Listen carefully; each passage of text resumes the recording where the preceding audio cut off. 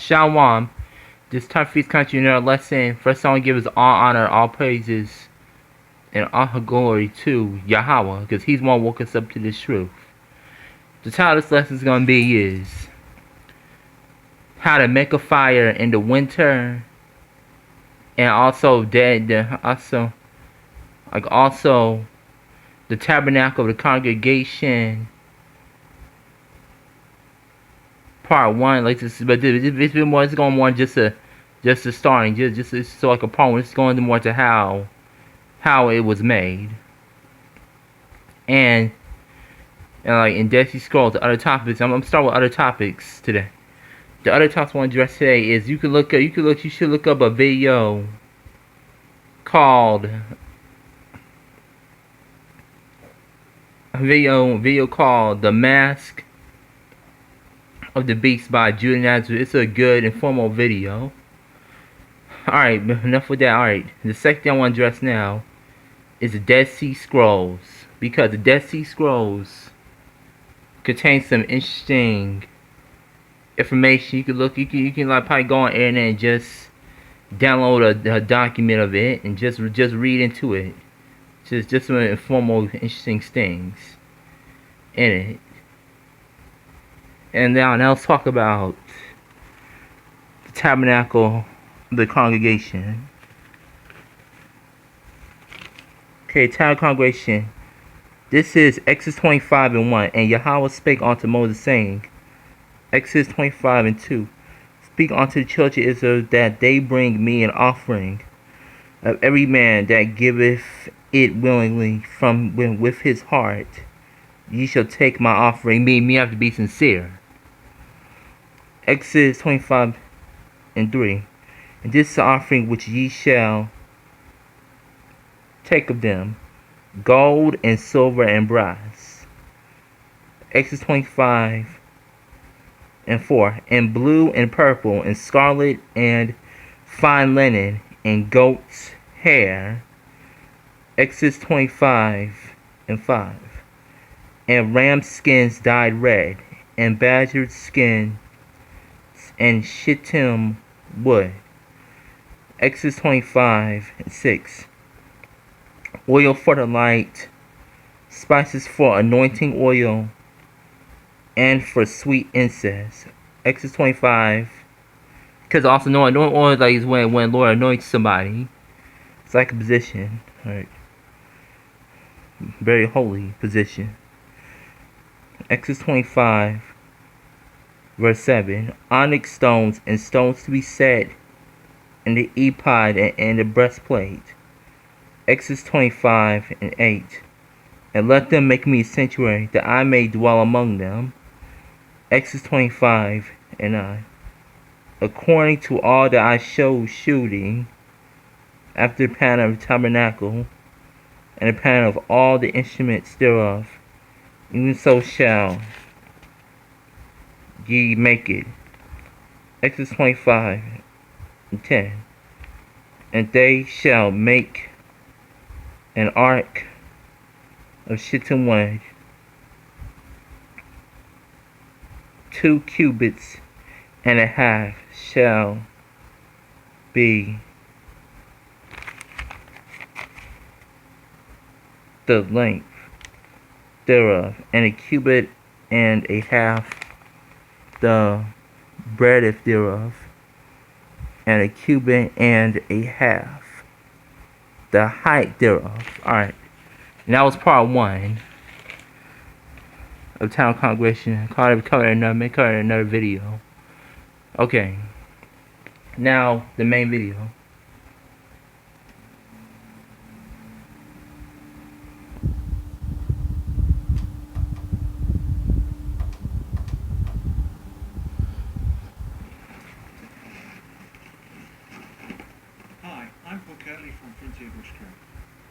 I'm here in the northern forest. It's about minus 28 degrees Celsius at the moment. It's pretty cold, about 30 below Fahrenheit. And whether you're staying in a heated tent or whether you're in an emergency bivvy, lighting a fire is a critical bushcraft or survival skill. In this video, I'm going to show you some simple and reliable methods of lighting a fire in the northern forest.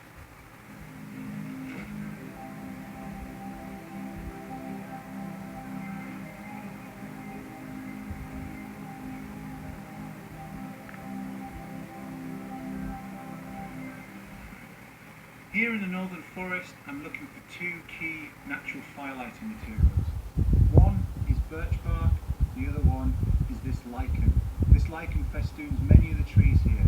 Look all around you and you'll see this hanging from the branches like a little beard.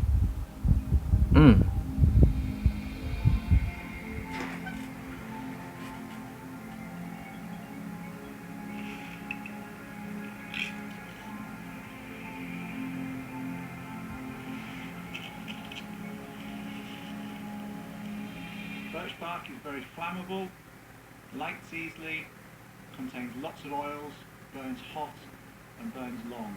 This is probably our number one firelighter.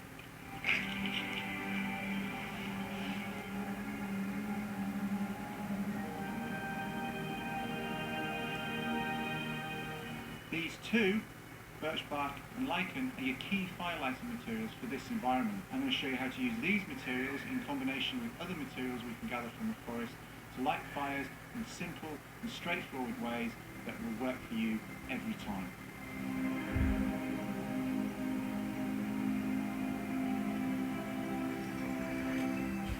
Here's the base of a spruce tree, lots of dead branches in here, lots of fine twigs and dead branches, and you can see if I pan up the tree,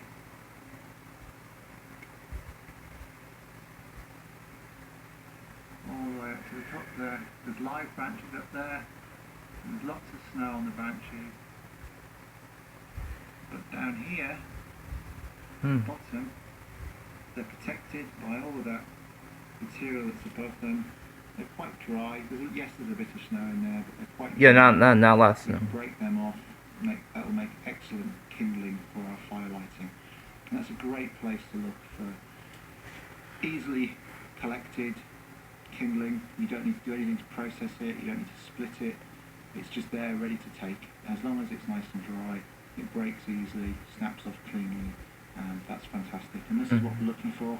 Let's see if I can do this. The camera will be a little wobbly while I do this, but here you can see nice dry, nice crack as you break it. Here, really good thin sticks, dry and dead with some resin in. Excellent for firelighting.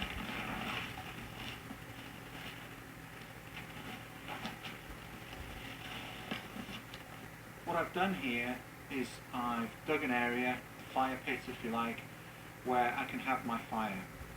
Because unless you're staying for only a short while, say having a quick lunch stop with a quick fire for lunch, what's going to happen is when you light your fire, it will start to burn. Obviously it's hot, the heat from the fire will start to melt the snow, and the fire will slowly but surely sink down into the snow, leaving you up on the snow, leaving the fire down there with not much heat getting to you. So if you want to get the benefit from the fire and you're staying for any length of time, certainly it's worth the effort of digging down to the ground here, down to the ground. You can see the snow behind me, it's about 1 metre deep.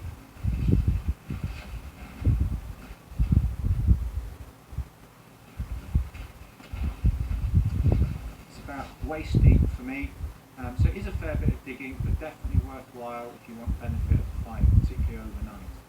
And what I'm going to show you now is some techniques for lighting fires that are reliable and easy to prepare and easy to use. First though, I need to gather a few more dead dry sticks.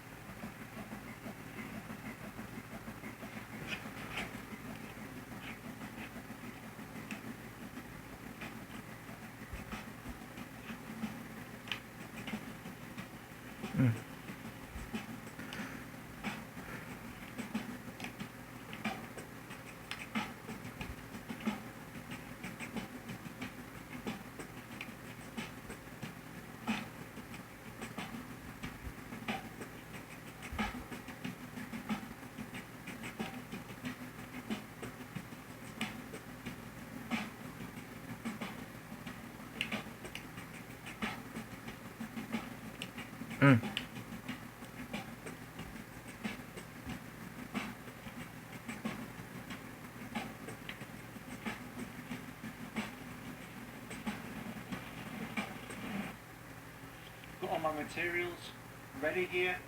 collected all those small sticks from the spruce tree, and this technique really is very simple. You don't need an axe, you don't need a knife, you don't need to prepare the materials, you don't need to split anything or shave anything.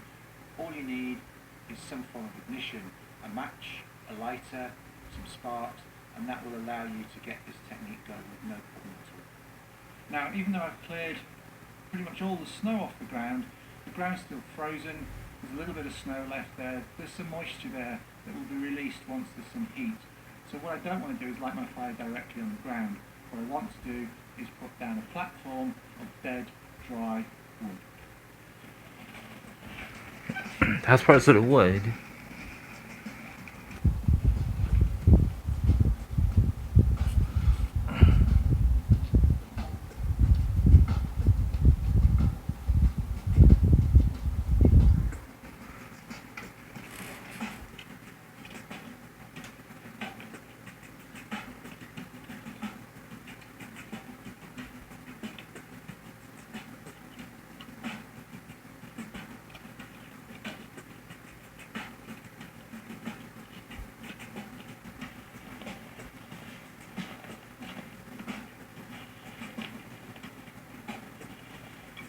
Next, I want to put down my my lichen that I collected earlier, which I've got in my pocket here. Here we go. This is nice and dry now. It's been drying with body warmth. Tease that out a little bit so that it'll catch a spark. And also the oxygen will get into it a little bit better. And take my small sticks. These are the ones I collected from the base of the spruce tree. And I'm going to split these into two good bundles.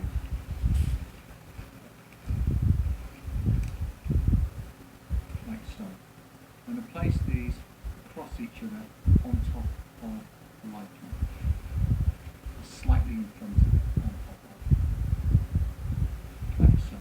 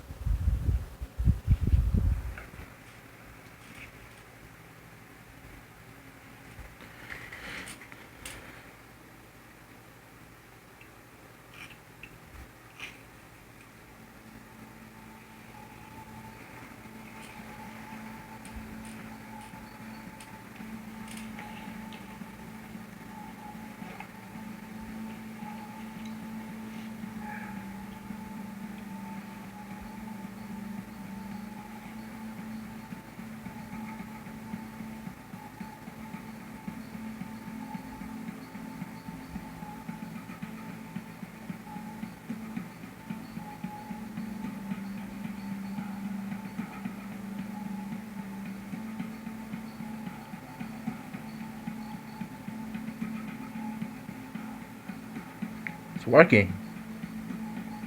It's fire.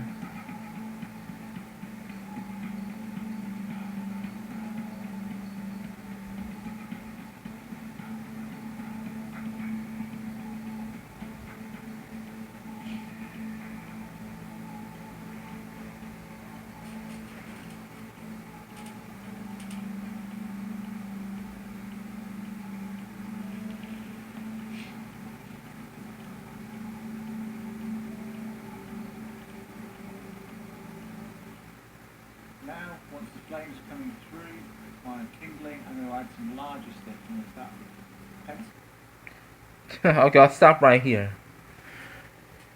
So this is good for part 1. That's the verse I want to give is all honor, all glory, all praises to Yahweh.